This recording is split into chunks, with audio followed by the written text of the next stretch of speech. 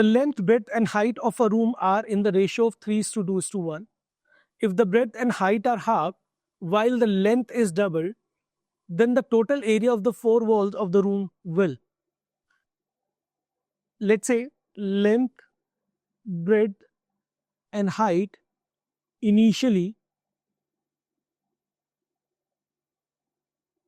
if initially I take it to be 3, 2 and 1 only, then the total area of the four walls, the area of the four walls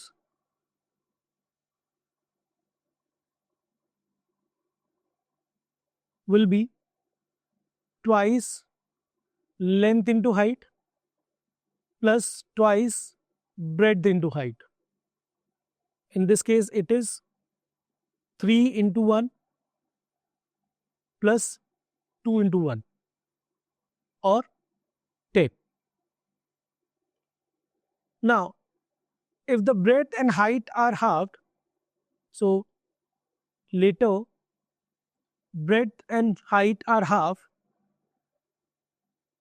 and length is double, then area of four walls will be twice length into height plus breadth into height.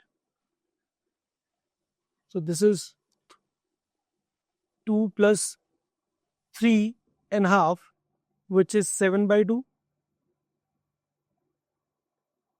Okay, or 7. So earlier the area of the four walls was 10. Finally it is 7. So it has decreased by 30%.